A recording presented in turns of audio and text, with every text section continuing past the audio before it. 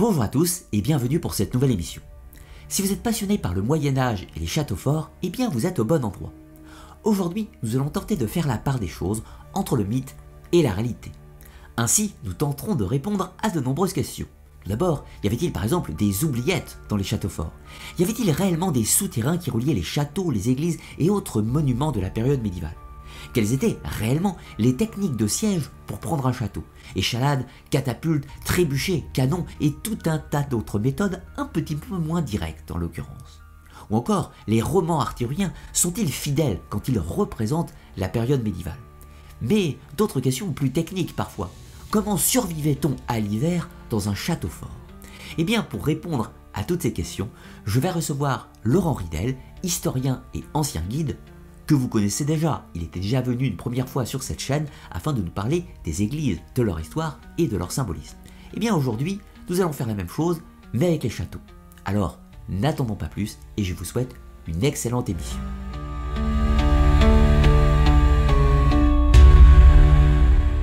Bonjour Laurent, comment vas-tu?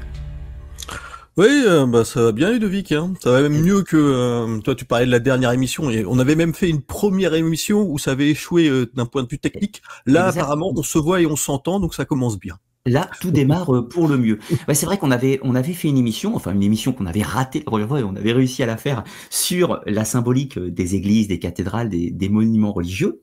Mais il se trouve, et ça c'est important, que sur ton blog, Décoder les églises et châteaux, eh bien, il y a aussi les châteaux. Alors justement, c'était l'occasion de te recevoir une seconde fois pour cette fois-ci parler de l'architecture, de la symbolique, de la vie quotidienne, des sièges et de l'imaginaire qui entoure ces édifices qu'on trouve partout. Hein. Le château fort, c'est vraiment quelque chose qu'on trouve dans tout l'Occident et même ailleurs, d'une certaine façon, avec d'autres types d'architecture. Mais donc, tu vas pouvoir nous présenter les châteaux. Mais du coup, pour commencer, d'où vient ton intérêt pour ce sujet?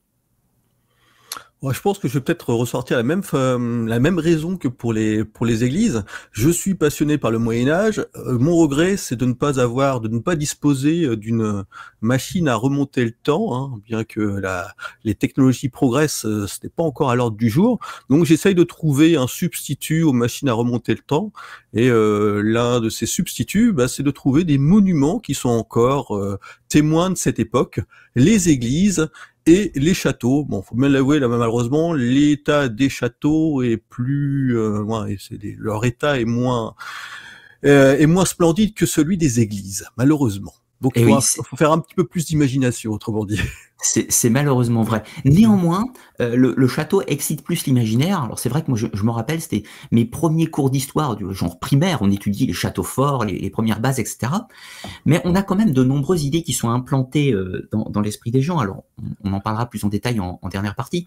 Mais là, est-ce que tu peux, pour amorcer le sujet, nous montrer un peu la chronologie des châteaux forts, puisque nous, c'est vrai que si on imagine tout de suite l'énorme château en pierre avec des tours, etc., de l'huile bouillante et tout ce qui va bien, en fait, les châteaux forts, ça n'a pas commencé comme ça, si je puis dire. Oui, c'est sûr que comment on pourrait déjà définir un château fort, hein. Là, tu viens justement d'en faire une description, hein, des tours, par exemple. On pourrait penser aussi au pont-levis, au créneau.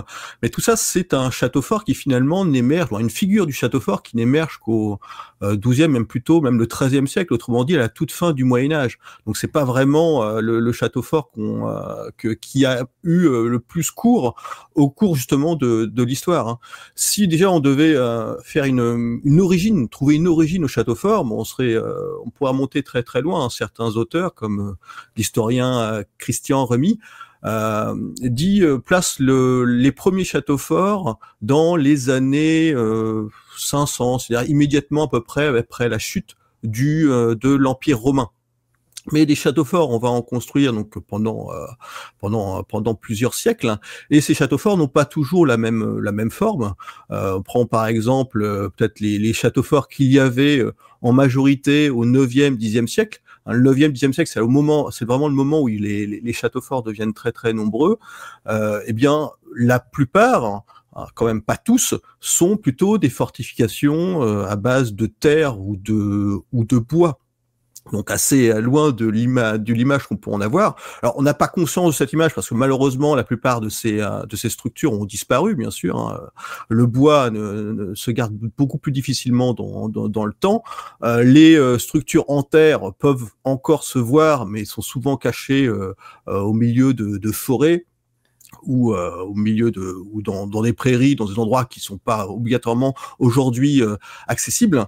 Et donc on se rend pas compte du nombre du nombre de ces châteaux. Souvent qu'on dit des châteaux à motte, mais il n'y a pas que des châteaux à motte. En tout cas, de ces châteaux à structure de terre et de bois, on se rend pas compte de leur nombre, mais il devait être sûrement des milliers à travers le territoire si on en reste à la France. Donc ça, c'est déjà une première, peut-être une première étape.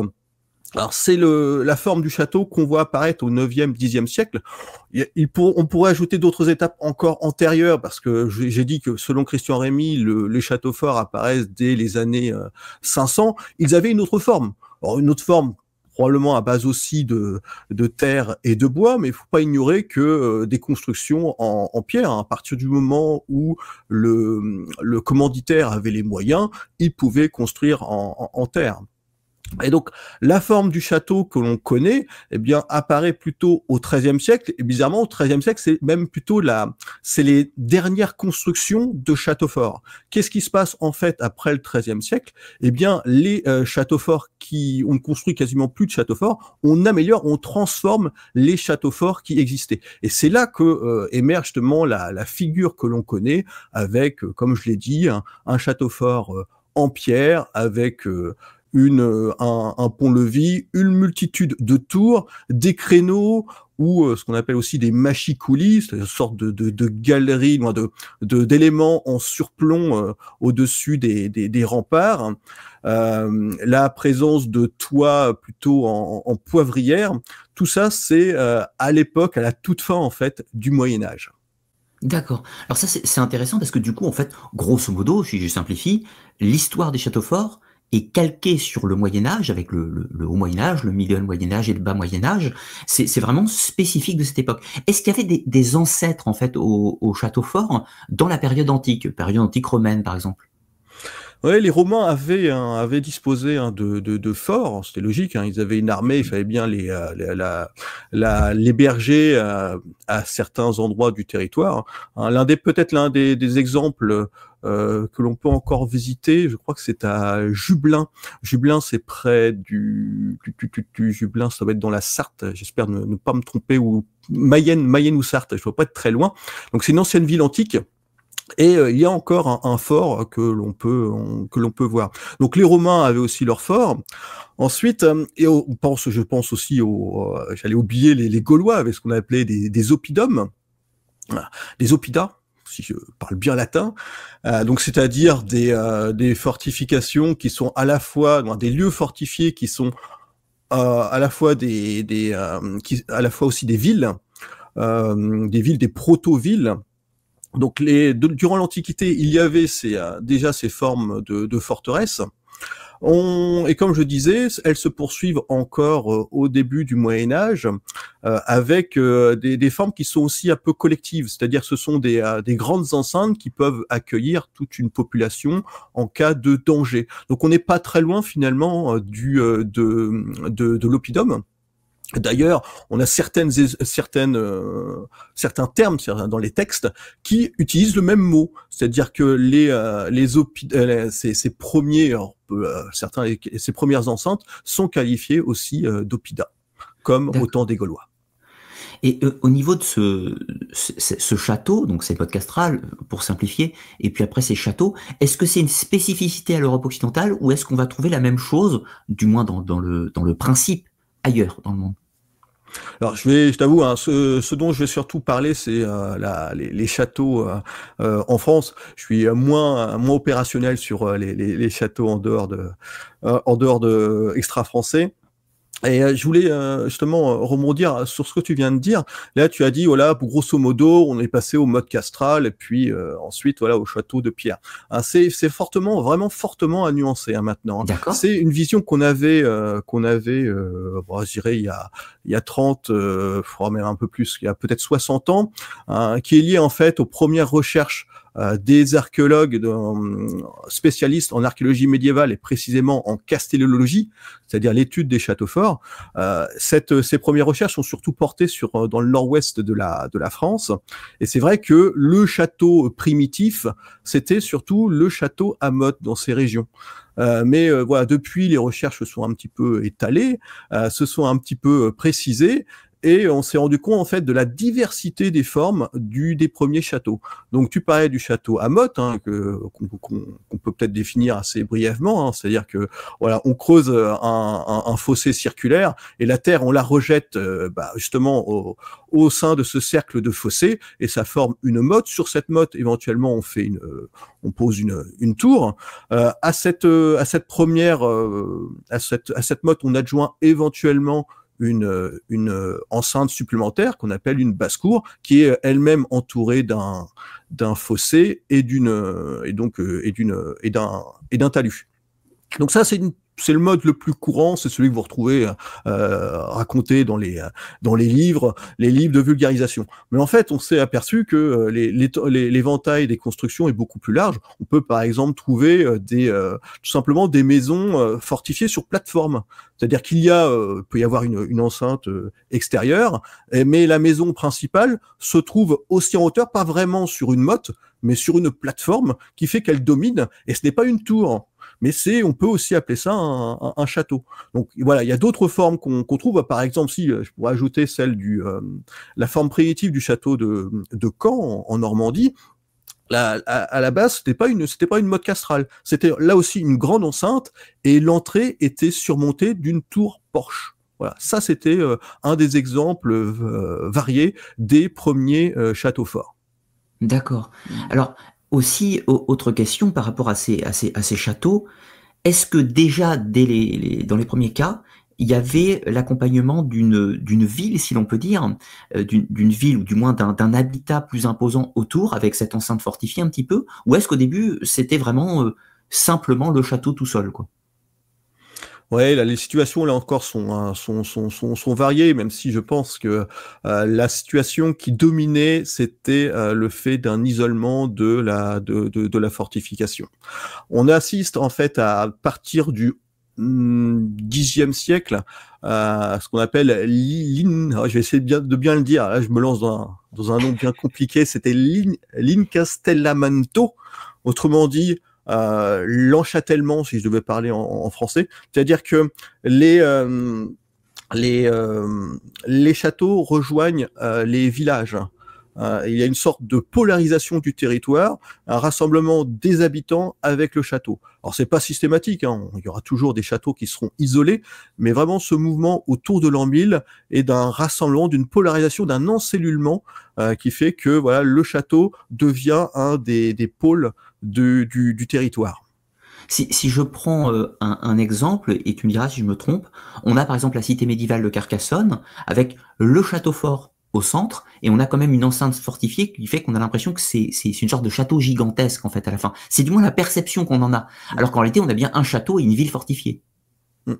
Oui, tout à fait. Hein. Donc en fait, ce qui s'est passé parfois, c'est que le château a attiré la population. C'est-à-dire qu'au début, le château était isolé. Alors je ne connais pas suffisamment l'histoire de Carcassonne pour te dire que c'était cette histoire-là qui s'est faite, mais si tu prends, là, tout à l'heure j'ai évoqué Caen, mais on pourrait évoquer Niort, on pourrait évoquer Lannion, on pourrait évoquer Fougères, on pourrait évoquer Vitré. Ce sont Loudun, Châtellerault. On pourrait dire que ces châteaux ont créé la ville. D'abord, il y a eu un château, et les habitants ont commencé à rejoindre ce château parce que il y avait un double intérêt. Déjà, l'intérêt de la protection, évidemment, on pouvait se réfugier dans le château en cas de danger, mais deuxièmement aussi, le château fournissait un petit peu du travail, puisque bien sûr, il y avait des aristocrates qui y habitaient, et donc qui avaient besoin aussi bien de vivres que d'équipements, et bien ça attirait les agriculteurs, mais aussi les artisans. Si bien que certains châteaux sont devenus des bourgs et certains bourgs sont devenus des villes. Voilà, donc c'est pour ça, et c'est peut-être ce qui s'est passé à Carcassonne, où finalement on confond château et ville, mais en fait la ville n'est qu'une extension du château. Et un agrégat qui s'est créé autour, en fait, en sécurité. Au niveau de cette chronologie, toujours un peu pour finir, pourquoi on arrête de construire des châteaux? Alors, l'explication qu'on donne souvent de façon assez simple, c'est il y a eu l'invention des canons, ce qui fait que du coup les forteresses ne servaient plus à rien, mais ça me paraît quand même assez simplifié comme réponse. Oui, la fin est un peu plus complexe que ça, hein. Donc, comme je l'ai dit déjà au XIIIe siècle, à la fin du XIIIe siècle, on arrête de produire des châteaux. Alors, c'est pas lié au fait qu'il y a eu le canon qui a mis hors jeu les châteaux, hein. C'est tout simplement que le territoire est suffisamment maillé, et surtout les puissants, les grands aristocrates, c'est-à-dire le roi de France ou les ducs et comtes, noyotent ou s'arrogent le monopole des constructions, et donc évitent que certains vassaux construisent leur propre château. Donc si bien que voilà, le nombre de châteaux se fixe. Et le canon n'est pas lié, puisque le canon apparaît un petit peu plus tard au XIVe siècle, et encore, il apparaît au XIVe siècle, mais il n'est pas capable, il n'est pas suffisamment puissant pour menacer les châteaux forts. Hein, c'est les coups envoyés par les boulets ne sont pas capables de créer des brèches, mais au fur et à mesure, toutefois, les canons vont devenir de plus en plus performants. Hein, autrement dit, l'artillerie, on devrait l'appeler plutôt l'artillerie à poudre, hein, parce que, ou l'artillerie à feu, parce que ouais, canon, c'est juste un type d'artillerie, d'artillerie à feu, l'artillerie à poudre. Donc voilà, c'est à partir vraiment du XVe siècle que là les canons deviennent redoutables. Et les châteaux ne sont pas encore tout de suite hors jeu, parce que ils sont pas fous, hein, les constructeurs de châteaux. Hein, ils aménagent leur construction, leur château, de manière à pouvoir résister à cette nouvelle arme, en tout cas à cette arme plus perfectionnée. Et puis, ils n'oublient pas aussi, à leur tour, ces châteaux, d'intégrer l'artillerie. Et résultat, donc, les sièges se transforment en un duel d'artillerie. Donc, au XVe siècle, les châteaux forts ne sont pas totalement hors jeu. Mais il y a quand même un problème qui se pose, c'est que, puisque pour prendre un château, il faut avoir de l'artillerie, et que l'artillerie, ça coûte cher, eh bien, cette capacité d'abattre les châteaux se trouve monopolisée par ceux qui en ont les moyens, en l'occurrence, je l'ai dit, le roi de France, et aussi certains ducs, pas beaucoup de ducs d'ailleurs, hein, peut-être le duc de Bretagne et le duc de Bourgogne si on reste en France, eux seuls ont encore la capacité de se créer un parc d'artillerie, et donc d'attaquer les châteaux. D'accord. Et juste pour terminer, c'est cette obsolescence du château est conjointe aussi à une recherche de la part des aristocrates d'un certain confort. Or, le château n'apporte pas exactement le confort que l'on souhaite. Hein. Les pièces peuvent être, par exemple, je sais pas, étroites. On peut pas ouvrir, par exemple, de grandes fenêtres pour accueillir la lumière. Et ça, donc ça devient de plus en plus gênant pour certains aristocrates, d'autant plus que les perspectives de guerre s'éloignent. Et donc, le château est de plus en plus transformé, le château fort est de plus en plus transformé en un château de plaisance. Et là, c'est une raison supplémentaire à la disparition ou à l'obsolescence des châteaux forts au XVe, XVIe siècle.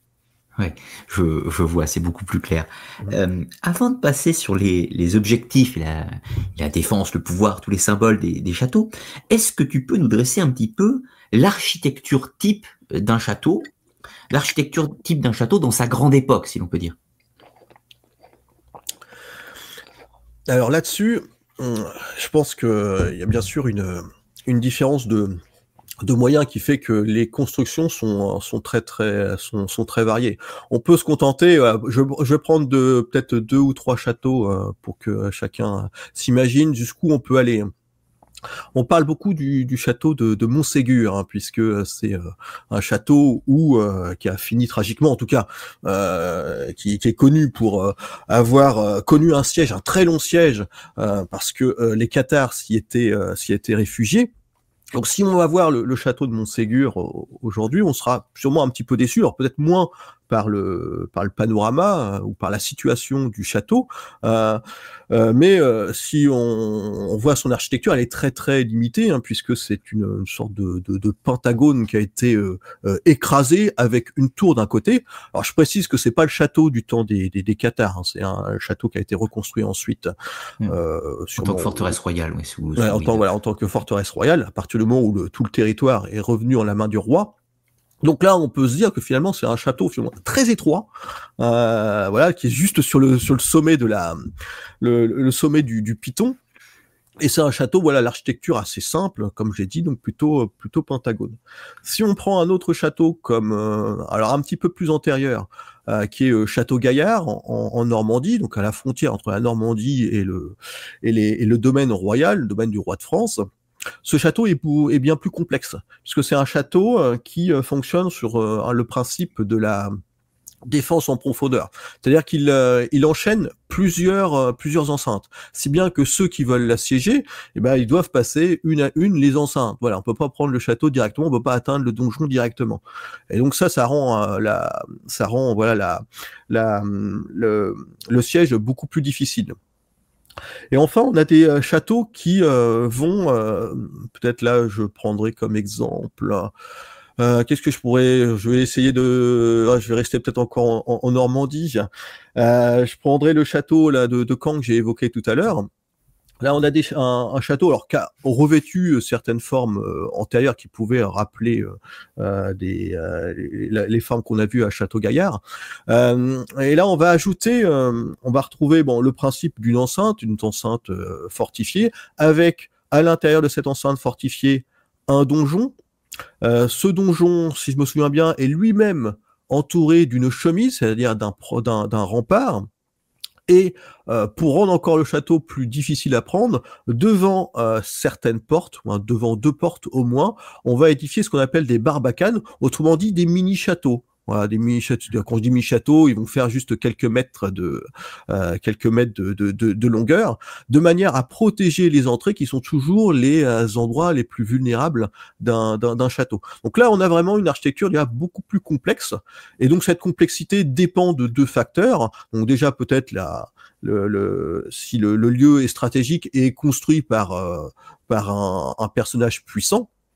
Et il dépend aussi donc de l'époque, parce que c'est sûr qu'à la fin du Moyen Âge, vu le perfectionnement des méthodes de siège, l'architecture d'un château est beaucoup plus complexe au XVe siècle qu'au Xe siècle.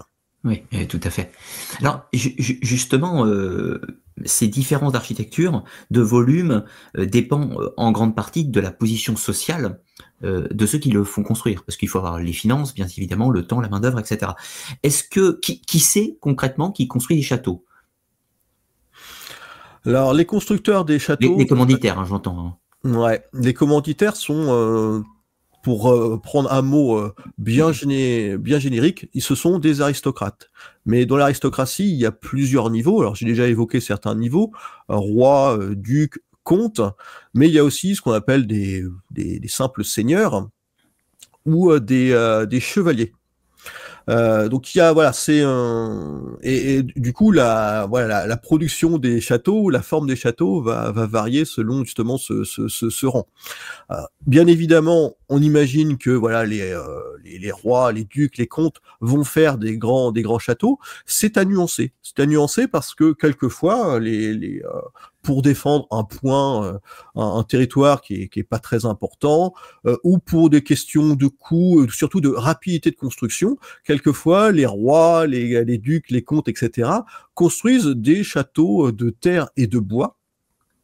Pour les autres donc les autres corps de la société féodale, donc en l'occurrence j'ai évoqué donc les chevaliers, les simples seigneurs. Donc oui, ils vont probablement souvent construire des châteaux un petit peu plus modestes, mais quelquefois ça sera même trop pour eux. Construire un château fort, c'est de trop pour eux, pour leurs moyens financiers. Faut penser que les chevaliers, les seigneurs n'habitaient pas tous dans un château fort. Il y avait aussi des constructions, on va dire des châteaux au rabais scarabées qu'on appelle, alors ils ont des noms assez différents hein, selon les régions.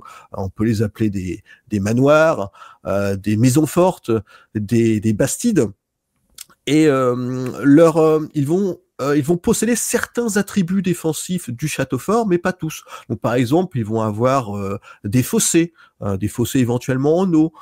Ils vont avoir une tour, mais ils ne vont pas avoir de pont-levis, mais ils ne vont pas avoir de machicoulis. Ils vont pas avoir, je sais pas, de système de bretèche ou d'échauguettes, etc.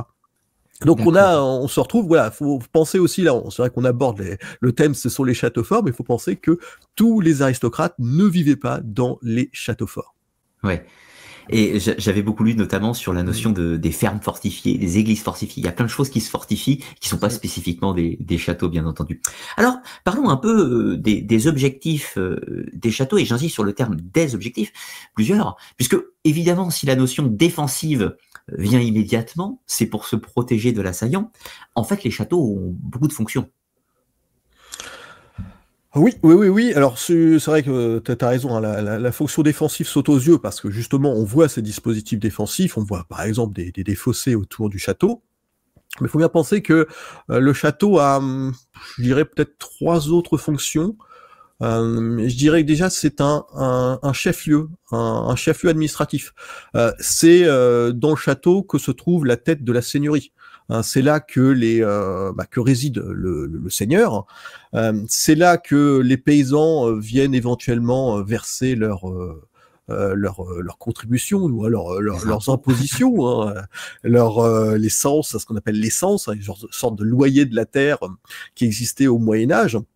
C'est là aussi qu'ils viennent travailler, puisque souvent les paysans doivent des corvées au seigneur, donc autrement dit un certain nombre de jours de travail. Donc voilà, ils se rendent au château. Donc vraiment, et c'est là aussi, j'allais oublier aussi, c'est là aussi qu'ils se rendent pour être justiciables. C'est-à-dire quand il y a un procès, eh bien le procès se déroule généralement au château. Donc voilà, c'est déjà un chef-lieu administratif, c'est aussi un chef-lieu économique.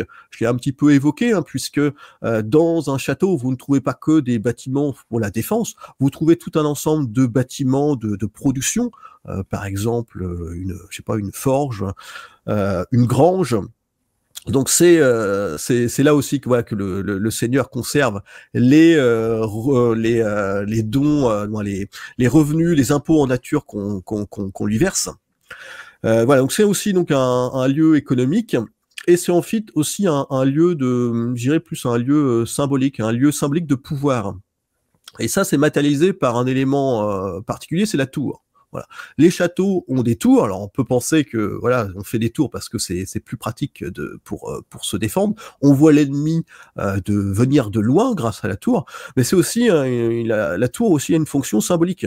À partir du moment où vous êtes capable de construire une tour, vous dominez donc un territoire et les gens autour comprennent que c'est vous le dominant, c'est vous qui dominez le territoire.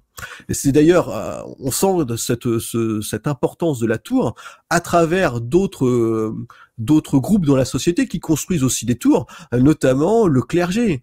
Si les cathédrales, si les monastères ont des tours, c'est parce que justement, c'est un élément de pouvoir. On domine les environs, on aperçoit la tour de loin, et le seigneur, du haut de sa tour, peut dominer son territoire. Il le domine physiquement, mais aussi symboliquement.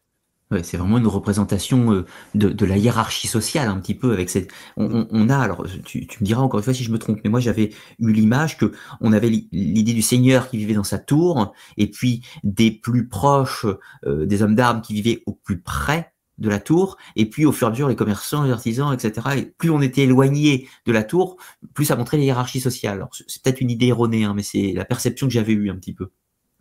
Oui, donc tu as raison, il y a toute une hiérarchie hein, qui au sein du château, hein, par exemple, j'ai pas évoqué, hein, donc tu as parlé donc des seigneurs avec autour d'eux des aristocrates de moins haut niveau. En effet, il y avait ce qu'on appelait les milites castri, je crois, si je dis bien en latin, c'est-à-dire les chevaliers du château. C'est-à-dire qu'il y avait des aristocrates qui étaient de bas niveau, qui étaient hébergés dans le château. Et progressivement, avec les siècles, certains vont demander leur indépendance et vont construire leur propre château et donc vont s'éloigner du château primitif. Oui, donc on a vraiment, si je résume un peu les idées centrales, on a l'idée que c'est un symbole de pouvoir, d'une autorité temporelle, matérielle, je domine mon territoire, mais ça devient donc un lieu politique, de facto, mais ça devient un lieu de justice, ça devient un lieu de travail, donc une place forte économique. Donc en gros, ça centralise tous les organes de la société, un petit peu dans le monde féodal, un petit peu plus que les villes, quasiment. Oui, bon, les villes arriveront au même niveau de responsabilité, mais tu as raison. Donc, ce sont, comme je l'ai dit aussi à un moment, ce sont vraiment des pôles du territoire. Voilà, tu as plusieurs pôles dans le Moyen Âge. Il y a donc indéniablement les châteaux, les villes, tout à fait. Et on peut rajouter aussi les églises, même si elles ont peut-être un éventail de pouvoir beaucoup moins large. D'accord, je vois. Après. Au niveau de ces objectifs du château, est-ce que le seigneur qui construit son château, c'est forcément pour imposer son pouvoir? C'est-à-dire, en gros, là, tu as les seigneurs importants, puis les seigneurs moins importants qui vivent dans le château, puis à un moment, il demande son indépendance pour aller construire le sien. Et en gros, chaque petit baron ou chaque chevalier un peu important va tenter lui aussi de construire son château dans ses territoires pour dominer son fief, si l'on peut dire. Oui, tout à fait. Hein, tu as une sorte de dissémination du pouvoir qui est matérialisée par le château. Hein. Justement, à l'époque, je parlais du développement, du pullulement des châteaux à partir du 9e siècle. Elle est liée finalement à une parcellisation du pouvoir. C'est-à-dire que le pouvoir n'est plus entre les mains seulement du roi, des comtes et des ducs. Il arrive jusqu'à des gens beaucoup moins importants, à l'aristocratie de base, qui justement qui vont s'arroger certains pouvoirs détenus jusque-là par ces hauts aristocrates, donc pouvoir de commandement, pouvoir de justice, pouvoir de conduire une armée, et qui vont matérialiser leur pouvoir en construisant leur propre résidence, souvent sous la forme d'un château. Donc on a bien un émiettement du château, du pouvoir lié à une diffusion, un émiettement du pouvoir qui se matérialise par une dissémination du château. Oui. Ensuite, oui, vas-y, excuse-moi. Ensuite, donc tu as quand même à un moment tu as dit voilà le château ça servait aussi à implanter son pouvoir dans une région. Tu as tout à fait raison et on peut le voir aussi à un niveau beaucoup plus local, c'est-à-dire que sur des territoires qui sont mal contrôlés, eh bien, des aristocrates vont justement faire exprès d'implanter un château pour dire non, ce coin-là, c'est à moi que ça appartient. Ça peut se jouer même à un niveau encore plus micro-local, c'est-à-dire que t'as dans des territoires, dans une seigneurie, tu peux avoir des territoires qui sont marginaux parce que sont des territoires qui sont peu habités, sont par exemple des marais, ce sont par exemple des forêts. Eh bien, pareil, des seigneurs vont faire exprès d'implanter un château pour indiquer que ça aussi, cet espace marginal m'appartient, je le contrôle et je vais peut-être d'ailleurs l'aménager. Je vais le déboiser ou je vais le assécher les marais. Donc on a bien vraiment ce lien entre château et contrôle du territoire. D'accord, oui, complètement. Et puis il y a cette idée que on prend contrôle d'un fief, etc. Poum, on implante un château, comme ça, c'est moi le patron, tout le monde le voit. Un petit peu l'idée. Au niveau de la vie quotidienne, tu as dit tout à l'heure que on abandonne les châteaux forts d'une certaine époque puisque c'est pas très très confortable, on peut pas ouvrir de grandes fenêtres, c'est petit, c'est froid parfois. Mais comment ça se passe concrètement la vie dans un château? Alors, pas de tout le monde pour le moment, mais comment ça se passe la vie du seigneur, de sa famille, de ses proches dans le château, au quotidien, au niveau fonctionnalité? Bah, déjà savoir où habite le seigneur et sa famille dans le château, hein, parce que voilà, un château ça peut être très grand, hein, donc quel endroit du château va-t-il privilégier son quotidien? En général, donc si le château est une tour, a une tour et une tour assez importante, le seigneur va installer sa résidence dans un des étages ou dans deux des étages de la tour, rarement le premier, rarement le rez-de-chaussée, plutôt le premier et le deuxième, toujours de manière symbolique, comme ça voilà le seigneur domine un petit peu plus les autres. Mais il peut aussi choisir de s'installer dans la cour du château, voire dans la basse-cour du château, installer ce qu'on appelle un logis. L'avantage de cette situation-là, c'est que ça lui permet d'avoir une résidence un peu plus confortable, puisque voilà, quand vous êtes dans une tour, vous êtes limité par la taille de la tour. Vous pouvez pas vraiment construire de grandes pièces. Il faut des murs épais, il faut pas de fenêtres, ce qui risquerait de fragiliser la construction ou qui serait des points faibles pour les défenseurs. Donc le fait d'installer un logis dans la cour permet d'avoir une construction un peu plus confortable. Alors ça, c'est très parlant, on le voit au château de Chinon, je pense à ça. On a un très bel exemple avec le château et vraiment les logis à côté qui sont beaucoup plus confortables en l'occurrence. Même s'ils ont été remaniés Renaissance, bien sûr, hein, mais... Oui, donc tu as raison, c'est essentiellement 15e siècle, ce qu'on voit à Chinon. Ouais. Là, c'est l'exemple justement de ce que je disais tout à l'heure, de la conversion d'un château qui était à l'origine un véritable château fort et qui est devenu en fait un château de plaisance avec notamment la construction de logis très bien architecturés, c'est-à-dire on va fignoler jusqu'aux lucarnes qui n'ont aucun intérêt défensif, mais voilà, on le fait parce que on veut maintenant du beau et du confortable et voilà, et ce logis s'intègre toujours dans un grand rempart et dans un système de châtelet à pont-levis qui fait que il y a toujours le maintien d'une fonction défensive. Oui. Et après, du coup, comment ça se passe la vie pour les autres personnes? Parce qu'il y a du monde en fait dans un château. C'est au niveau population, on peut avoir la fourchette à peu près combien de personnes? Ouais, alors c'est là aussi c'est difficile à dire. Déjà, on est déjà même pas sûr déjà du nombre de défenseurs qu'on peut trouver dans un château. Ce qui est sûr, c'est que c'est beaucoup moins qu'on le pense. J'avais trouvé quelques statistiques justement de personnel dans un château. Dans certains châteaux, vous pouvez avoir juste 3 personnes. Voilà.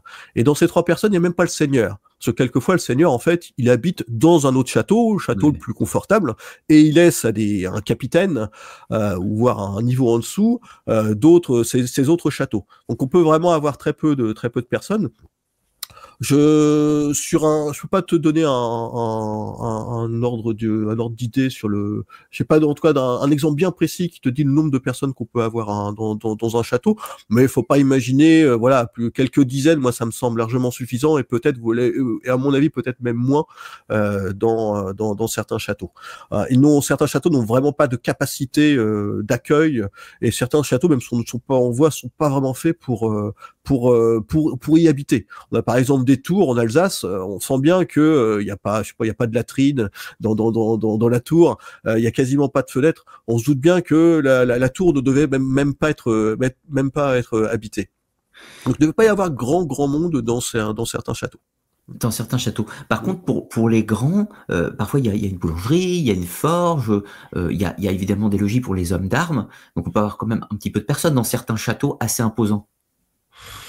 Oui, sûrement, mais j'ai pas malheureusement de chiffres à te donner. Ouais, en fait, le château, il faut bien prendre en considération qu'il va y avoir 2 temps pour le château. Il y a le château qui est habité par le seigneur avec toute sa cour, et donc là, il peut y avoir en effet beaucoup de monde. Si on prend un château du roi de France, toute sa cour et tous ses services administratifs, quand une partie doivent le suivre, et donc il faut essayer de les loger au château ou alors les loger dans la ville qui est juste à côté.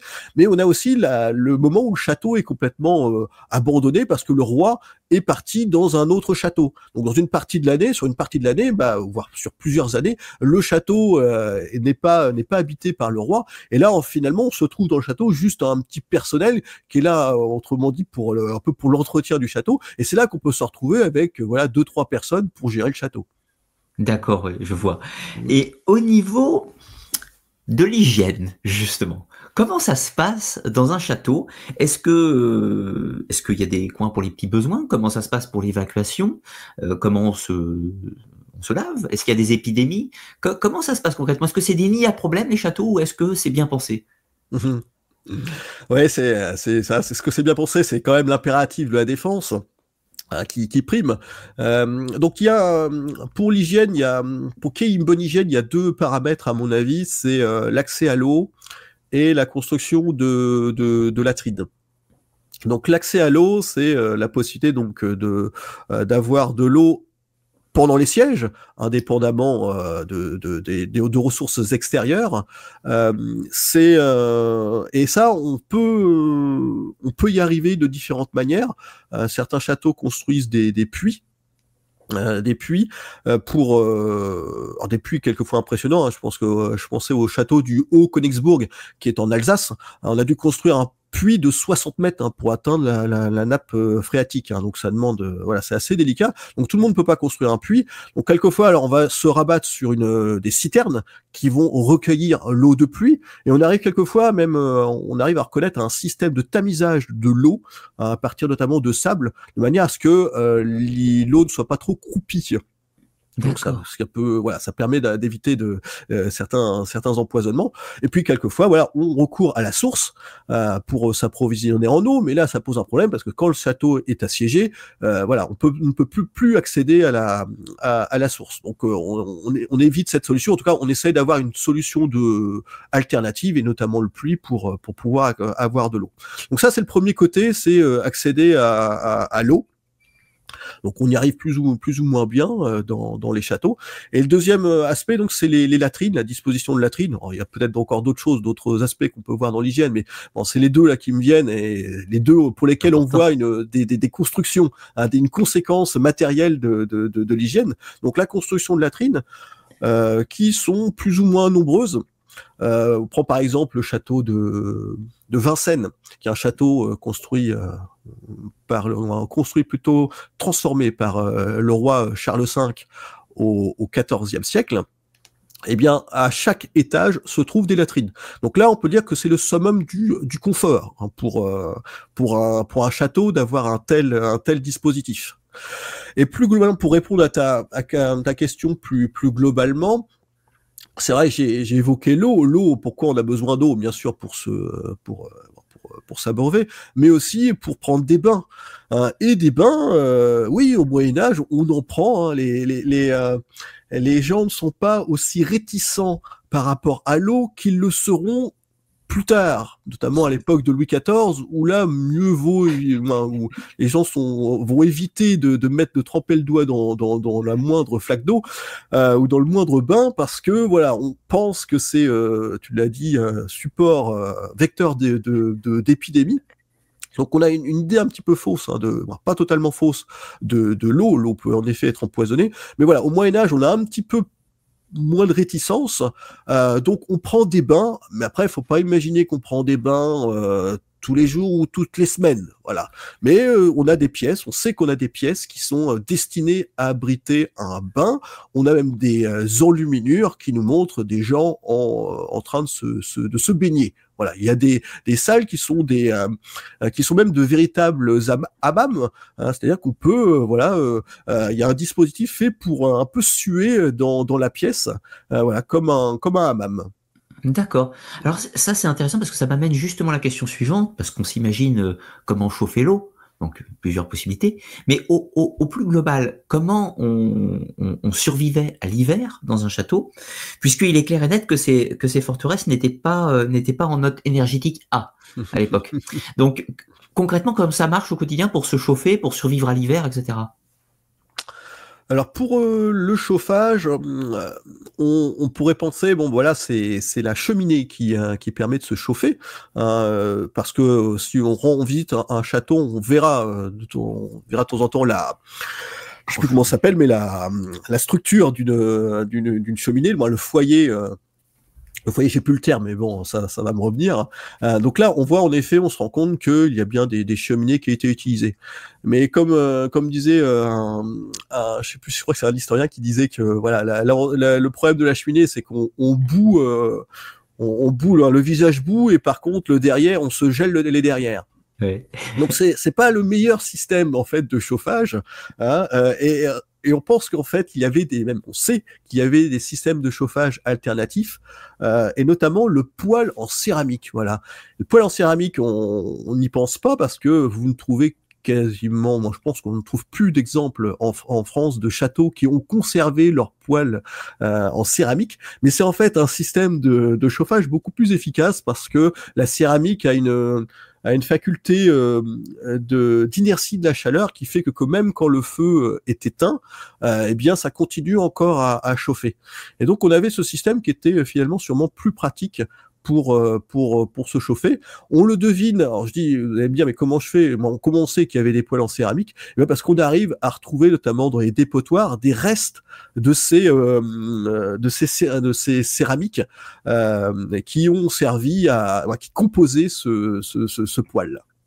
D'accord, ouais. Je vois l'idée. Puis après, on mettait peut-être aussi des tapis, des teintures, etc. sur les fenêtres, peut-être parfois pour s'isoler un petit peu du froid.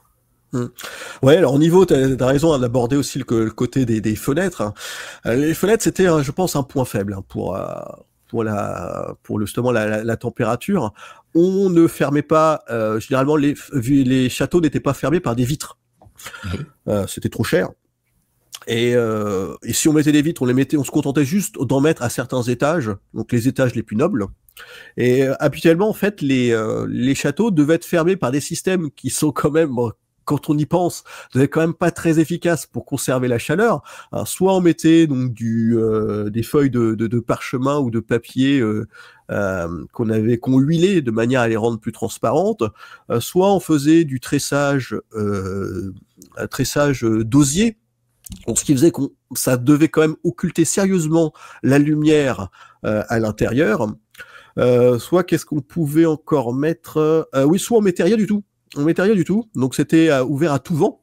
Et ce qu'on faisait le soir, c'est qu'on fermait des volets. Ça, par contre, il y avait des volets, mais voilà, ça protégeait du froid durant la nuit. Mais par contre, voilà, on les ouvrait durant le jour, ce qui rendait sûrement la situation, le confort thermique très très très lacunaire.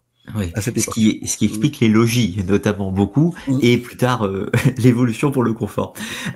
Au niveau de la religion, ce qu'on va appeler un petit peu les événements culturels dans un château, puisque évidemment les moyens de déplacement étaient quand même beaucoup plus limités qu'aujourd'hui.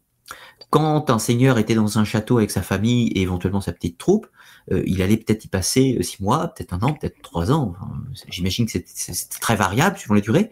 Mais du coup, ça n'empêche pas qu'il devait de facto y avoir des activités religieuses et culturelles, notamment, je pense, le marché aussi, tu vois. Donc il y a des événements économiques qui ont lieu dans l'enceinte peut-être et religieuses. Mais comment ça se passe tout ça? Alors oui, hein, donc tu as des châteaux qui sont capables d'accueillir ces différentes fonctions. Donc par exemple, tu peux avoir dans l'enceinte du château un prieuré, donc qui était géré par des moines ou par des chanoines. Donc le seigneur était très intéressé d'avoir des moines ou des chanoines dans son entourage parce que non seulement c'est clair, ces religieux pouvaient prier pour lui et sa famille, donc ce qui lui assurait plus de chances d'atteindre la vie éternelle.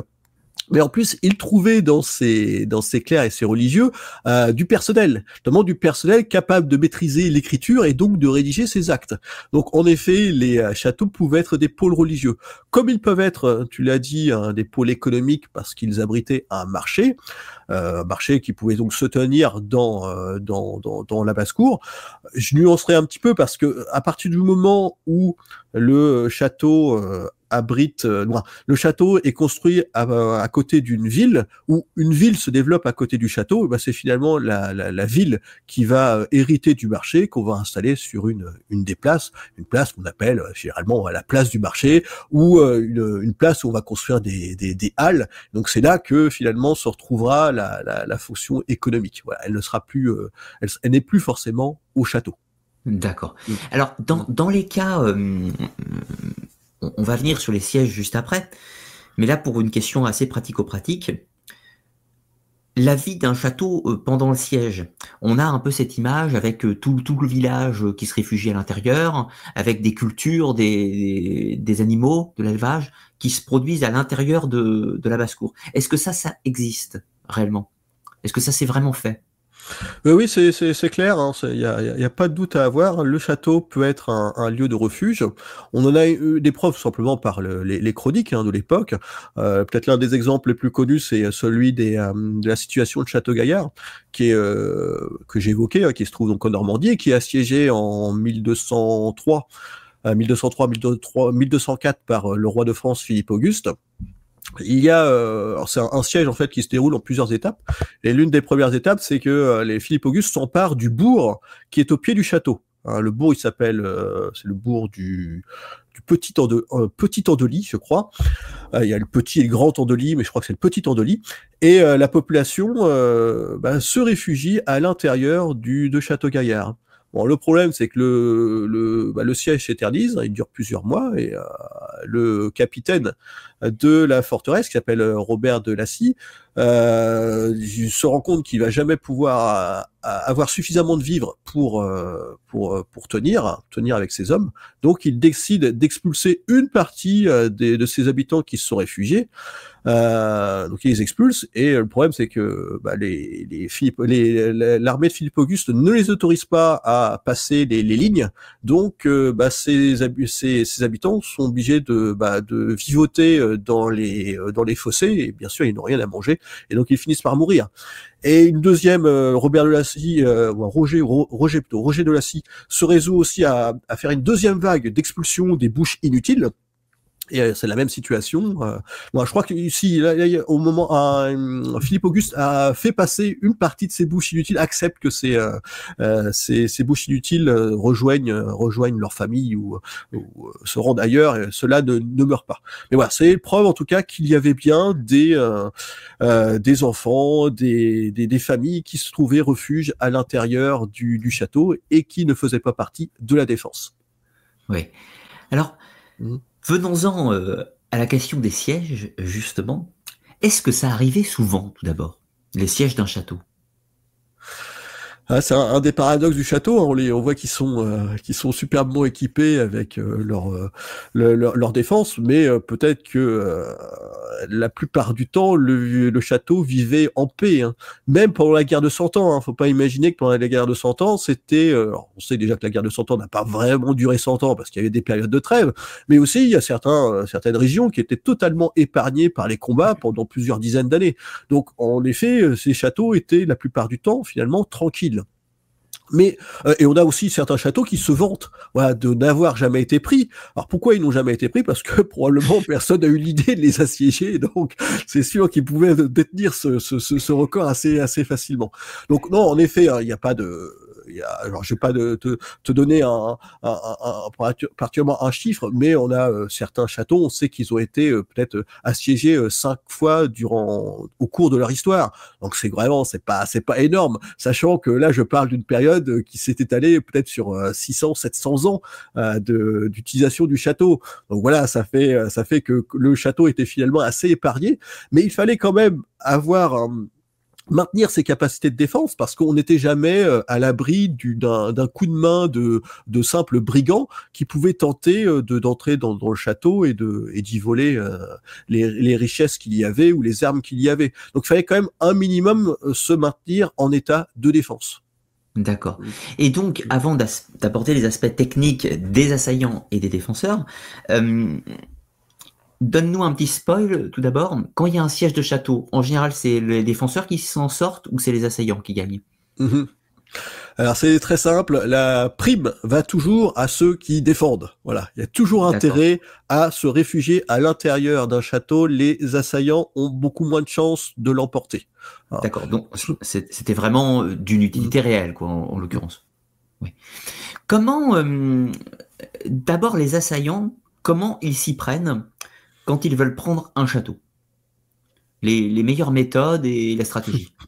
Voilà, je vais lancer le tuto 10 moyens de prendre le château le plus efficacement possible. Si demain on a besoin de le faire, on sera prêt. Alors, bon, je dirais, je vais peut-être classer les deux en deux moyens.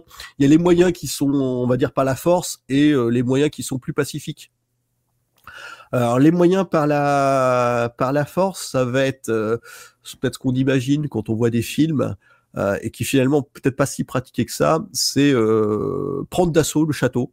On pose des échelles contre le rempart. On essaye donc pas de passer au-dessus, de submerger l'ennemi qui est rassemblé, les défenseurs qui sont rassemblés au-dessus des remparts, sur le chemin de ronde, et de pénétrer à l'intérieur.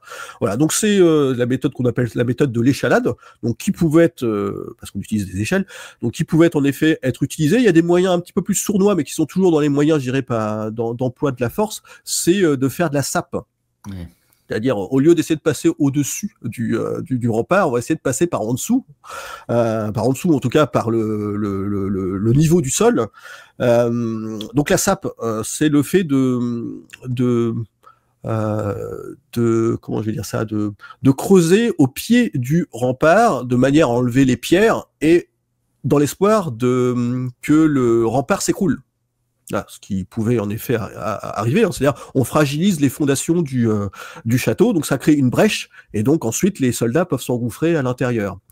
Une variante de la sape, c'est pas vraiment de la sape, mais on les confond souvent, c'est la mine.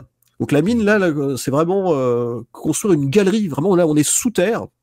Et toujours dans le même but, hein, c'est-à-dire que on espère que cette galerie va fragiliser les fondations du rempart et donc que le rempart va s'écrouler et créer une brèche dans laquelle s'engouffrera l'ennemi. Voilà, ça, ce sont les moyens auxquels je pense en premier lieu avec par le siège par la force. Après, il y a des moyens, des moyens plus pacifiques, hein, qui sont pas plus honorables, on va dire, qui sont peut-être sûrement moins honorables, hein, puisque ça a existé. Oui, les deux premiers, on va à la confrontation, c'est-à-dire que on a quand même l'image que les types qui montent sur les échelles, comme dans les films, à un moment, il va falloir être nombreux.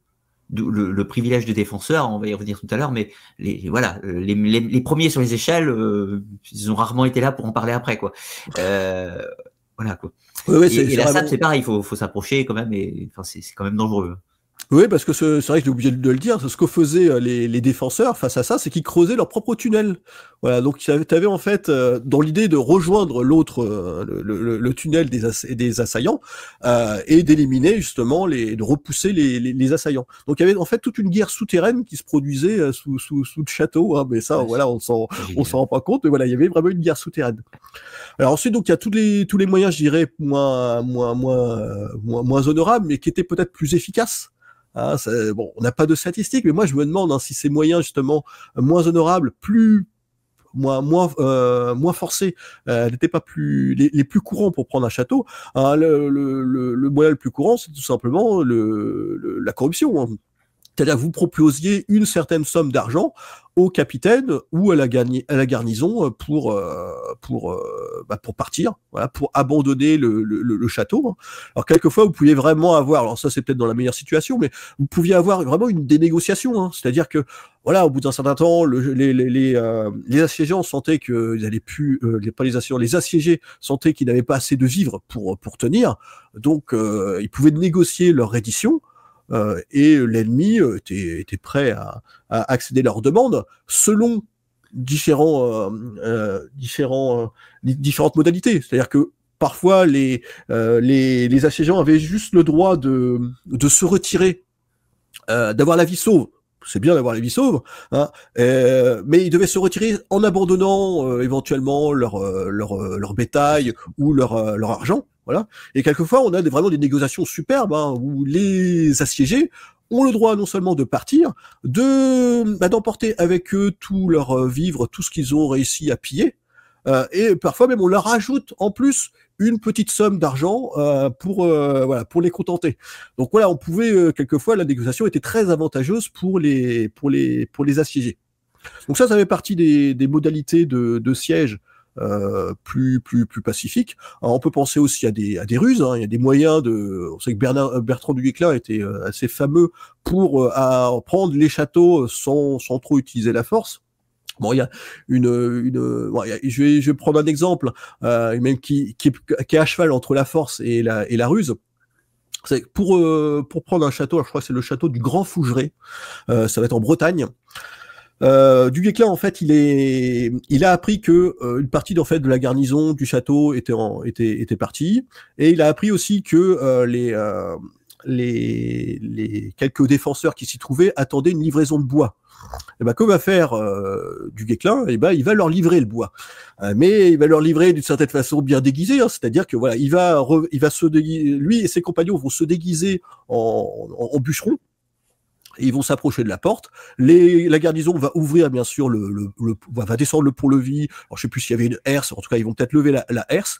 Et là, de leurs fagots, de leurs bottes de fagots, du Guesclin et sa bande sortent leurs épées et trucident toute la garnison. Il y avait un petit groupe de soldats qui étaient de compagnons de Du Guesclin qui étaient pas très loin aussi de l'entrée. Ils en profitent pour s'engouffrer dans le château et ainsi le château du grand Fougeray est pris. Voilà. On a un mélange de moyens je dirais pacifiques, la ruse. Presque le cheval de Troie. Ouais, c'est une variante en effet du cheval de Troie. Voilà, on se rend compte qu'il y a vraiment plusieurs moyens de prendre un château, et on a peut-être tendance à regarder les films, à imaginer qu'un château se prend toujours par la force en posant une échelle. Or, comme tu l'as dit, c'était quand même assez audacieux et assez téméraire de croire qu'on allait prendre un château en faisant ça. Alors après, dans les moyens un peu puputes, si je puis dire, il y avait aussi, on parle beaucoup de l'empoisonnement de l'eau, c'est-à-dire le tarissement des ressources. Comme tu disais, si la source du château, son approvisionnement d'eau est extérieur, on pouvait empoisonner la source ou différents éléments comme ça. Ça s'est fait réellement, ça? Ouais, là j'ai pas d'exemple à te donner, d'exemple historique.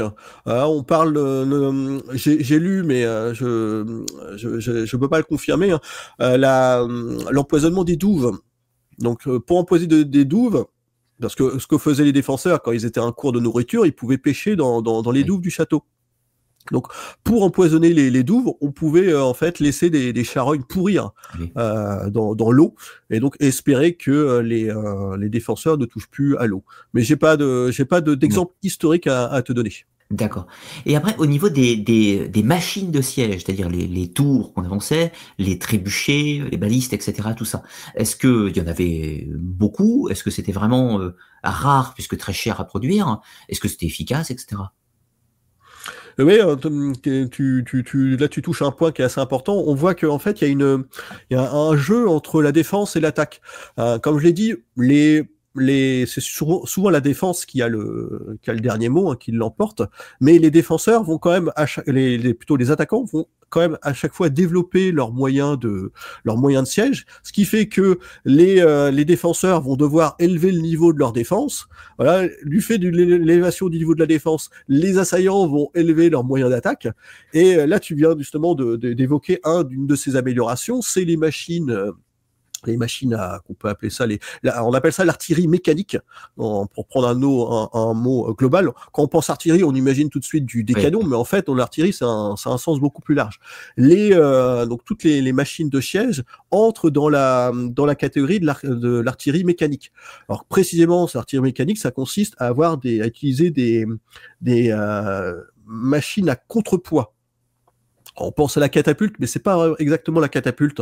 C'est un système un petit peu différent. Il y a des points communs et différents et des différences. On n'emploie plus déjà de catapulte à l'époque. En Europe occidentale, au temps des châteaux forts, on n'emploie pas de catapulte. On emploie des systèmes assez proches. Tu as évoqué le trébuchet. On peut penser aussi au mangonneau, à la bricole. Et le système est assez simple à comprendre. On a un balancier, donc autrement dit un grand arbre de bois, avec d'un côté de cet arbre, on a une sorte de poids, une caisse qui est remplie de cailloux, et de l'autre côté, on met une grosse pierre. Et on va créer en fait un effet de force. Je vais essayer de me mettre dans le cadre que tout le monde voie mes mains. Voilà. Et donc là, on est ici, c'est la caisse. Ici, c'est la fronde dans laquelle se trouve la pierre. Et on va rabattre brusquement la caisse, donc ce qui va créer un mouvement qui va éjecter la pierre. Et donc ces méthodes sont en effet utilisées. Donc tu parlais du trébuchet, je parlais aussi du mangonneau. C'est assez fort. Hein. Ce sont vraiment des armes qui pouvaient effrayer les ennemis à tel point que certains défenseurs, quand ils voyaient un trébuchet arriver, ils se rendaient. Hein. Ils savaient bien que ça allait faire du mal.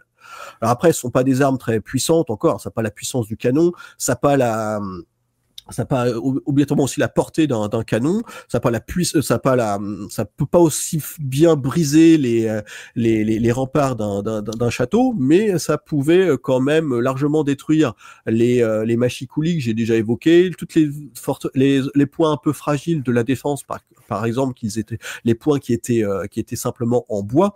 Donc c'était assez menaçant. Mais comme tu l'as dit, le problème du trébuchet, c'est que il faut vraiment beaucoup de personnes. Bon, ça coûte cher. Pourquoi ça coûte cher? Parce qu'il faut une main d'œuvre vraiment de spécialistes, déjà des charpentiers capables de fabriquer les différents éléments du trébuchet, mais aussi des ingénieurs capables de les manipuler. Si bien qu'on calcule que pour construire un trébuchet et le mettre en marche, il faut plusieurs dizaines de personnes. Voilà, et je compte pas les chevaux pour les transporter. Si bien que voilà, ceux qui utilisaient des trébuchets étaient, alors certes c'était une superbe arme, mais très peu en avaient les moyens. Et cette prime à la richesse, à ceux qui ont vraiment les moyens, voilà, va encore s'accentuer avec les canons, où là ceux qui sont capables de construire des canons sont encore plus une minorité, et donc la guerre va se retrouver, les moyens de la guerre vont se retrouver dans entre les mains de personnes encore plus réduites. Ouais. Du coup, si on prend par exemple un seigneur assez puissant, un comte assez puissant qui avait le moyen d'assiéger un château avec, imaginons 3 trébuchets, donc quand même des moyens assez conséquents, ça pouvait aussi servir de terreur psychologique, au sens où il amène ses trébuchets devant le truc, il met son armée, les défenseurs se disent « Ah, on sait qu'on est parti peut-être pour une année à vivre dans la terreur, quoi, avec des trucs qui tombent, etc. » Il y avait cet impact de guerre psychologique qui était présent? Ouais, tout à fait, tout à fait. J'aurais pu l'ajouter dans les moyens, alors entre guillemets pacifiques, pour prendre un château. C'est les moyens vraiment psychologiques. Là, donc, tu as évoqué les trébuchets. C'est clair quand quelqu'un apporte des trébuchets, le siège va pas durer plusieurs mois. C'est clair que c'est pas possible. Avec un trébuchet, c'est fait vraiment pour. Ça veut dire qu'on cherche pas le blocus de la forteresse. Là, on sert vraiment. On a pour but de la prendre d'assaut. Donc là, c'est une affaire de quelques semaines pour prendre le château, normalement. On peut aussi, on a l'épreuve de l'impact psychologique des armes comme ça, des armes perfectionnées. Alors là, je vais partir plutôt dans le 15e siècle, avec Louis XI. Louis XI qui est chargé de prendre, l'armée de Louis XI veut prendre l'Artois. Donc l'Artois, donc dans le nord de la France. Eux, alors, ils n'ont pas des trébuchets, ils sont passés au canon. Mais les canons sont tellement impressionnants, il n'y a même pas besoin de les faire agir, que alors là c'est pas des châteaux forts, c'est plutôt des villes, les villes qui sont d'ailleurs souvent mieux fortifiées que les châteaux forts. Eh bien les villes se rendent. Voilà, on sait que là on n'a aucun moyen de tenir face à de telles armes. D'accord. Et du coup, si on va sur un rapport numérique un petit peu, prenons un château lambda, c'est-à-dire un château fortifié, mais somme toute pas exceptionnel, quoi. Combien il faut d'hommes pour espérer pouvoir prendre ce château? Ouais, là aussi, je sais, vraiment sur les indications de personnes, les nombres tout simplement, les effectifs.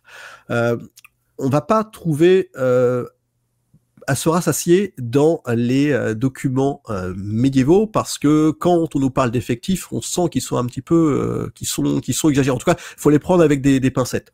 Je veux pas te donner un ordre de grandeur. Alors, je t'ai déjà juste donné un ordre de grandeur au niveau des défenseurs. Encore, j'ai pas été très très loin, mais si on prend Château Gaillard, si on suit les chroniques du contemporaine, notamment celle de Guillaume le Breton, il y a environ 200 à 300 défenseurs. Là, je parle pas des assaillants, 200 à 300 défenseurs, ce qui est quand même beaucoup. Comme j'ai dit, normalement dans une défense, on est plutôt à quelques dizaines de défenseurs quand le château est en siège, et beaucoup moins quand c'est en paix.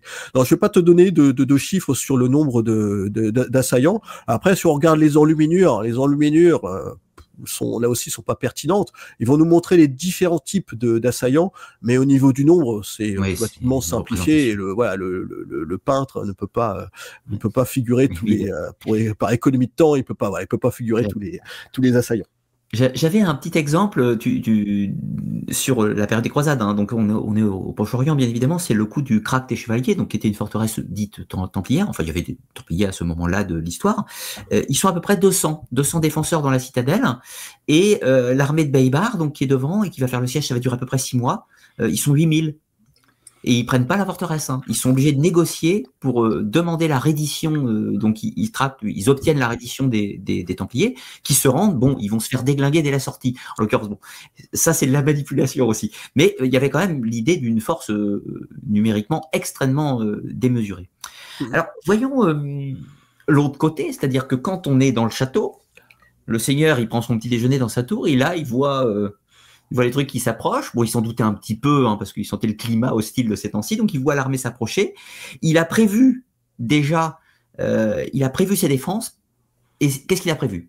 Comment il a prévu de... Il sait que le siège va avoir lieu dans quelques jours. Par exemple, comment il a rassemblé ses hommes? Qu'est-ce qu'il a mis en place? Les vivres, les provisions, tout. Oui, je pense que même c'est même pas une affaire de quelques jours. Hein. C'est plutôt même une affaire de... Il se prépare depuis quelques semaines, voire depuis plusieurs mois. Hein. C'est mieux. Hein. C'est mieux pour lui parce que s'il veut rassembler des vivres, voilà, c'est pas une affaire de quelques jours qui peut rassembler éventuellement plusieurs mois de vivres. Donc il y a cette question des vivres, des provisions. Provisions et aussi de quantité d'eau, mais il y a aussi la conservation, le fait de stocker des armes. Ça, c'est très important de stocker des armes. Et on va stocker notamment deux types d'armes. Qu'on appellerait ça, moi, le groupe des armes de G, je pense que j'appellerais ça comme ça. C'est-à-dire les arbalètes et les arcs. Hein. Généralement, les défenseurs, et même d'ailleurs les assaillants, c'est l'arme privilégiée à l'époque. Même une petite, en tout cas en France, même une prime à l'arbalète. Si on regarde les comptes des châteaux, c'est-à-dire les documents comptables, on se rend compte que c'est l'arbalète qui est le plus souvent achetée. Donc il y a déjà, qu'on s'équipe en ces armes-là pour les défenseurs. Après, il n'y a pas toujours autant de défenseurs que d'armes, hein, c'est aussi un autre problème. Le deuxième type de défense, c'est on récupère des pierres. Beaucoup de pierres, ça peut sembler un petit peu étonnant. Des pierres, on en a besoin en fait pour les balancer sur tous les assiégeants qui s'approchent du château, notamment quand les défenseurs sont sur le chemin de ronde. Ils ont des dispositifs de défense, notamment des fameux créneaux et merlons. Ils ont aussi des machicoulis. Je rappelle, ce sont les espèces d'éléments en surplomb. Vous les voyez systématiquement quand vous suivez un chemin de ronde sur un château. Vous verrez des petits trous, sur le bord qui permettent justement de voir le pied de la muraille, mais qui permettaient à l'origine de balancer différents projectiles. Et parmi les projectiles, il y avait vraiment des projectiles très basiques, c'était des pierres. Beaucoup plus des pierres que ce qu'on répète souvent, la fameuse huile bouillante qui était sûrement en tout cas pas utilisée à l'époque des châteaux forts et en Europe occidentale. Je serais peut-être un peu plus nuancé question de coût déjà. Oui, tout à fait, question de coût, question de préparation, voilà. Donc, mais qui pouvait peut-être être utilisé dans d'autres régions, mais bon, je suis moins spécialiste, donc voilà, il y a une petite nuance. On a le cas des Byzantins qui utilisent notamment une sorte de feu grégeois, hein, qui s'est fait. Mais bon, il y avait des moyens colossaux pour mettre en place. On n'a pas eu des méthodes type du goudron, des choses qu'on brûle quand même globalement, qu'on pouvait balancer sur les gens? Oui, en fait, on n'est pas obligé de balancer uniquement ce que j'ai dit tout à l'heure, c'est-à-dire des pierres. Oui. Et pas d'huile bouillante, mais il y avait on va dire des éléments intermédiaires, hein, oui, qui étaient tout aussi dérangeants, plus que dérangeants, mais qui brûlaient, hein, qui brûlaient très sérieusement le corps. Donc par exemple, tout simplement de l'eau bouillante, hein, ça pouvait déjà refroidir, hein, refroidir dans le jeu de mots. On pouvait aussi balancer de la chaux vive. Ah ça, je peux vous dire que ça c'est quelque chose dont on n'a plus trop l'habitude, mais on sait que la chaux vive c'est dangereux. Hein. On pouvait donc balancer de la chaux vive et on pouvait balancer. Alors, tu parlais du goudron, donc en effet ce qu'on appelle de la poix. C'est-à-dire de la résine brûlante, qui était quand même beaucoup moins chère à produire que de l'huile. Ça, on pouvait balancer du haut des remparts. Donc, il y avait vraiment cette nécessité pour un château de se préparer à un siège en ayant à disposition justement tout ce que je viens de dire, des pierres, des arcs et des arbalètes, mais aussi de l'eau, de la poix ou de la chaux vive. D'accord. Alors, si on prend maintenant une situation où les assaillants ils sont vraiment motivés, ils vont pas partir, ils vont rester. Ils vont faire le siège jusqu'à ce qu'ils prennent le château. Combien de temps un château bien préparé, bien équipé, qui dispose des ressources en eau, combien ils pouvaient espérer tenir un siège en durée à peu près? Ouais, alors là, sur les quelques exemples que j'ai trouvés, donc si je reviens encore sur Château Gaillard, qui est justement bien pourvu en vivres, parce que là, bien sûr, le capitaine s'attendait à ce que le château soit assiégé. Il faisait partie c'était un des verrous du duché de Normandie. Donc lui, il s'est vraiment bien préparé, et le château s'est rendu au bout de 6 mois, sachant que il s'est rendu parce que l'assaut a finalement réussi. Un des assauts a réussi, plusieurs assauts ont réussi, mais le château pouvait encore tenir sûrement des mois supplémentaires. Donc on pouvait aller, on peut imaginer presque un an de résistance. Après, il faut se mettre quand même à la place des défenseurs. Quand vous êtes un an, même si vous avez tous les vivres que vous voulez, si c'est la corne d'abondance, rester un an enfermé dans un château, je pense que moralement, ça va être très dur. Alors, on a des cas de châteaux qui ont tenu, je pense, un an. Je me demande s'il n'y a pas le château de Sainte-Suzanne qui a réussi à tenir. Mais il faut imaginer que c'était pas un véritable blocus. C'était en fait très difficile de faire un blocus total d'un château, parce qu'il fallait avoir tout simplement une armée suffisamment importante pour cerner totalement le château, ce qui n'était pas évident. Je prendrais, bon, c'est pas un château, mais je prends, au moins l'exemple est peut-être plus parlant pour le public. C'est Orléans qui est assiégé par les Anglais au temps de Jeanne d'Arc. Voilà. En fait, les Anglais, ils sont incapables de faire le siège total de la ville d'Orléans. Elle est tellement grande, la ville, il y a tellement de défenseurs qu'en fait, ils sont obligés d'établir des bastides, c'est-à-dire juste quelques points fortifiés autour de la ville. Voilà, des points de contrôle. Et on sait que la ville, elle est ravitaillée. Jeanne d'Arc, d'ailleurs, arrive avec un convoi de vivres jusque dans la ville. Ça prouve que, on pouvait quand même entrer dans la ville malgré le siège des Anglais. Et donc, ça doit être la même chose pour les châteaux forts. Même s'il y avait un blocus, c'était difficile de totalement condamner l'approvisionnement d'un château fort. Et donc, il pouvait tenir un petit peu plus. Mais bon, je le répète, je pense que moi, je me place dans les circonstances, dans la tête des défenseurs. Ça devait, rien que moralement, ça devait être dur de rester plusieurs mois enfermé dans un château fort. Alors, on a un cas que je te cite quand même, le cas de Montségur que tu as cité tout à l'heure. On a un siège qui dure une année, quasiment. Et alors, c'est intéressant parce que le château se rend parce que les assaillants ont pris la Barbacane, qui était avancée, et donc ils savaient qu'à partir de là, ils allaient se faire pilonner et que c'était fini, quoi. Donc ils ont négocié, en l'occurrence, la reddition, mais on est quand même sur un an sur le pic, là, et pour le coup, pour se ravitailler, c'est quand même assez compliqué pour descendre. Donc on a quand même des cas assez longs dans cette optique. L'imaginaire un peu du château. Alors c'est vrai qu'on a... le château, ça marche bien au cinéma. Tous les films, toutes les sauces, on a présenté le château dans tous les sens. Est-ce qu'on trouve des oubliettes dans les châteaux? Est-ce qu'on balançait les gens qu'on voulait plus voir dans des oubliettes? Je suis content que tu me poses cette question-là, parce que je vais pouvoir faire un mea culpa en direct. Voilà, on n'est pas en direct, mais bon, je vais pouvoir faire mon mea culpa public, en tout cas. Quand j'entendais l'histoire d'oubliettes, quand des gens rapportaient ça, ou quand je lisais ça dans des livres, je disais, mais c'est complètement ridicule, cette histoire d'oubliettes. C'est un mythe qui a été créé au 19e siècle. Au 19e siècle, on aime bien imaginer le Moyen-Âge comme une époque noire, obscure, où les gens sont cruels. Et donc, les oubliettes, ça allait très très bien dans ce cadre, puisque là, on imaginait qu'on plongeait des gens dans des oubliettes, au bas des tours, et qu'on n'entendait plus parler, qu'ils pourrissaient à l'intérieur. Donc pour moi, c'était vraiment l'exemple de Sornette. Puis j'ai visité, je crois que c'est l'année dernière, c'était le château de Coucy. Coucy, c'est dans l'Aisne, dans le département de l'Aisne, donc pas très loin de la ville de Laon ou de Reims. J'ai été surpris de lire sur un panneau que il disait que il y avait que le bas de la tour était servi d'oubliettes. Bon, c'est n'importe quoi, sauf que là, ils avaient une preuve, c'est qu'à l'intérieur de cette pièce, il y avait des latrines. Voilà, donc si on met des latrines, c'est que bien on y mettait quand même des gens. et que c'était pas simplement une pièce de stockage, parce que en général les pièces en bas des tours étaient utilisées pour le stockage, pour ça qu'elles n'avaient pas de fenêtre, pour ça qu'elles n'étaient pas ouvertes, c'est pour ça qu'elles étaient juste, il y avait juste un orifice en haut de la voûte qui permettait d'y accéder.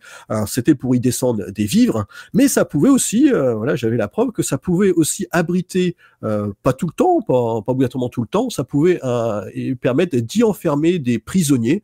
Donc oui, il pouvait y avoir des oubliettes dans les châteaux. Comme quoi. Autre chose, alors ça c'est un sujet moi qui m'a particulièrement intéressé, c'est au niveau des souterrains. Alors quand j'étais petit, et comme beaucoup de gens j'imagine, on me racontait que sous le château de ma ville, il y avait un souterrain qui allait rejoindre un autre château à 3 kilomètres plus loin, que en gros il y avait des gruyères, il y avait des villes sous la ville partout.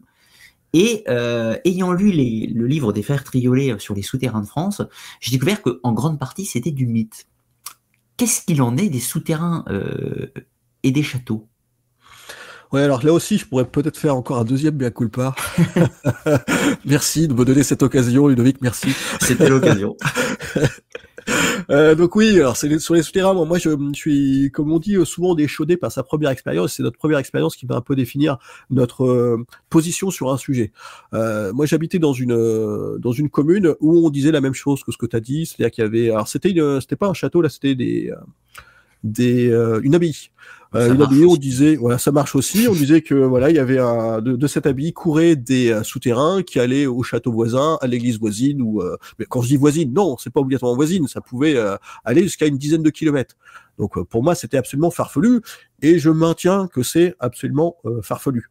Toutefois, maintenant, si vous allez au château moi, j'ai encore eu une sorte de révélation, c'est en allant là au château de Chinon, où là je suis vraiment descendu on peut vraiment descendre dans un souterrain. Voilà. Et donc là, à force, pour moi, de confirmer que oui, les souterrains existent. Mais simplement, il y a deux paramètres qui sont importants à prendre en compte. C'est jusqu'où va le souterrain. S'il va juste à l'extérieur du château, voilà, quelques centaines de mètres, qui permet par exemple de prendre à revers l'armée ennemie, ça peut exister. Et ça peut exister aussi dans des contextes favorables, c'est-à-dire des contextes géologiques favorables. À Chinon, on est sur un promontoire calcaire, donc il est possible en effet de creuser un tunnel sans qu'il s'effondre. Or, moi, dans le secteur où j'étais, c'était vraiment un secteur plutôt d'argile. Là, c'est bien plus compliqué de pouvoir construire sur plusieurs kilomètres un château fort, un souterrain qui ne s'effondre pas. Voilà, ça demande des moyens, ça demande un étaiement régulier de poutres, et encore les poutres risquent de pourrir dans un sol semi-argileux. Donc là, moi, j'y crois pas. Je ne croyais pas. Là, je ne pense pas à l'établissement de souterrains. Après, il y a aussi des souterrains qu'on confond avec des véritables souterrains. Par exemple, on peut trouver des souterrains qui se révèlent en fait des caves. Car oui, on avait besoin d'entreposer au frais certains vivres, où on faisait un souterrain pour accéder à un puits. Donc là, oui, il y avait un souterrain, mais c'était pas un souterrain qui faisait plusieurs kilomètres, qui servait à évacuer la garnison. Voilà, on n'était pas dans un rôle défensif. Pour d'ailleurs, peut-être le meilleur exemple de ce type de souterrain, c'est il faut aller au château de Brézé. Donc Brézé, c'est tu connais, c'est dans le Maine-et-Loire, si mes souvenirs sont bons. Là, en fait, on a un beau château, plutôt assez récent d'ailleurs, au-dessus, et en dessous, on a tout un réseau de galeries, mais ce sont pas des galeries qui sont utilisées pour la défense, sauf peut-être pour éventuellement abriter la population en cas de siège, mais ça ne sert pas à mener des contre-attaques ou à arriver à déboucher sur un autre château fort ou dans une autre église. Voilà, ça a un rôle plus utilitaire, on va dire. D'ailleurs, vraiment, c'est un château à recommander à tous ceux qui auront l'occasion pour se rendre compte de cette vie souterraine un petit peu au château de Brézé qui est tout à fait fascinante. Une autre question un peu plus légère, si je puis dire. Si tu devais conseiller à nos auditeurs 3 films qui représentent de façon correcte les châteaux au cinéma, lesquels conseillerais-tu? Aucun. Ouais, je suis tenté de te dire aucun. Aucun. Généralement, les films historiques évitent de montrer des sièges de château fort parce qu'ils savent que c'est pas facile à représenter. Ça demande pas mal de moyens. On y revient encore à cette question de moyens. La construction de châteaux plus ou moins importants dépendait de moyens financiers, mais pareil, la réalisation de films qui intègrent des sièges demande des moyens. Et je voyais par exemple l'exemple de Ridley Scott qui a fait un film qui s'appelle, je crois, Le Dernier Duel. Voilà, il évite soigneusement de nous montrer un siège de château, alors que on devrait s'y attendre, hein, puisque ça met en scène deux aristocrates, voilà, qui font la guerre. On les voit dans des batailles, mais si mes souvenirs sont bons, on ne les voit jamais assiéger un château. Il y a Luc Besson qui s'y est lancé dans le film sur Jeanne d'Arc, qui s'appelle justement, je crois, Jeanne d'Arc. Ouais. Alors j'ai une tendresse particulière pour ce film. Alors, ça nous montre pas un siège de château, mais ça nous montre le siège d'Orléans. Et les moyens étaient les mêmes. Et dans il y a des choses assez rigolotes. Hein. Il a inventé, Luc Besson a inventé un système où ils font glisser des boulets dans justement des espèces de souterrains, et les souterrains se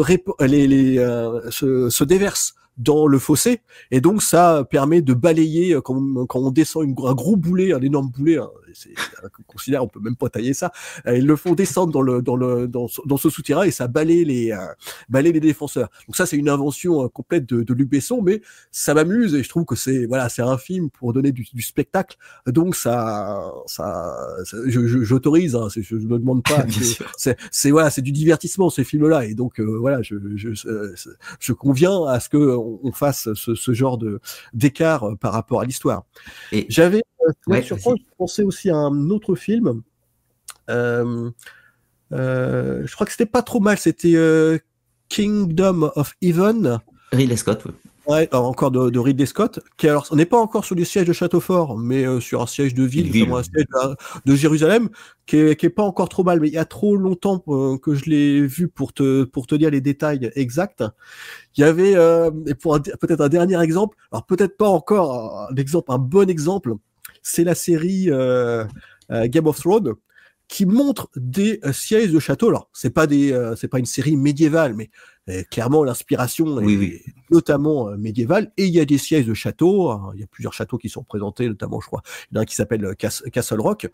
J'étais très content de voir sur une saison un siège de château qui était véridique, qui me semblait en tout cas correspondre à la réalité. Malheureusement, dans la saison suivante, ils ont intégré des déversements d'huile bouillante, et là, ça a complètement décrédibilisé la série pour moi. Ouais, je vois la vidéo. T'as arrêté de regarder. Et pour être sûr, au niveau fiction, on est d'accord que le siège de Minas Tirith et du gouffre de Helm, non, quoi. Là, oui, la grosse sortie majestueuse où là ils sont tous en train de chevaucher sur un pont-levis qui évidemment il n'y a pas de pont-levis, donc non, c'est pas possible. Mais là on est sur un univers qui est un peu moins médiévalisant que Game of Thrones. Donc là encore, je leur pardonne très largement. Alors, en revanche, ça m'intrigue sur un point que ça m'y fait penser. Je reviens à la période des croisades. On est à Saint-Jean-d'Acre ou Jaffa, je ne sais plus exactement. On est du temps de Richard Cœur de Lion. Il y a Salah ad-Din qui assiège une des cités côtières de l'époque. Et donc, c'est un siège de ville, hein, on est d'accord. Et là, il y a un chevalier qui sort et qui fait des sorties de temps en temps pour attaquer l'armée de Salah ad-Din. Donc, du coup, ça, c'est un fait historique, ça existait. Il y a bien des gens qui sortaient de temps en temps avec une petite cavalcade pour rentrer. Mais c'était fréquent, ce genre de choses, ou c'est vraiment quelques cas très, très, très, très rares? Le fait qu'une petite armada montée, en général, hein, bien sûr, donc qui se déplace rapidement, pouvait venir faire une petite escarmouche, repartir. Oui, tout à fait. Donc, ce qu'on appelle en effet les sorties. J'aurais pu d'ailleurs l'ajouter dans les moyens de la défense. Donc, c'est absolument ça. C'est pratiqué. C'est pratiqué parce que on a je parlais tout à l'heure des souterrains, notamment à Chinon, qui donnaient dans l'environnement proche. On peut imaginer en effet qu'ils étaient utilisés pour ce type de sortie afin de prendre à revers l'armée. L'autre indication que ça existe, hein, je me rappelle d'un passage de Perceval le Gallois. Alors c'est un roman arthurien, mais il y a une des rares, il y a pas beaucoup de sièges. Bon, si, il y a des sièges qui sont, mais il y a peu de vrais sièges qui sont décrits dans les romans arthuriens. Et il y en a un, c'est qui s'appelle le château de Blanchefleur, où on voit en effet les euh, les assiégeants faire une sortie. Et pour prendre peut-être un exemple plus connu, alors c'est pas une ville, mais c'est pas un château, mais c'est une ville, mais au moins l'exemple est peut-être plus connu par le public. C'est Compiègne. Jeanne d'Arc est enfermée dans Compiègne et elle fait une sortie. Une sortie malheureuse puisque c'est à ce moment-là qu'elle est capturée. Et donc voilà, ça prouve bien que voilà, on pouvait faire des sorties, mais en fait, ce que faisaient souvent les défenseurs, alors, les meilleurs espoirs pour les défenseurs, c'était d'attendre qu'une armée de secours arrive sur le siège et donc une armée, donc autrement dit extérieure, mais du même camp, arrive et déloge justement les assiégeants. Ce qui faisait que en fait certains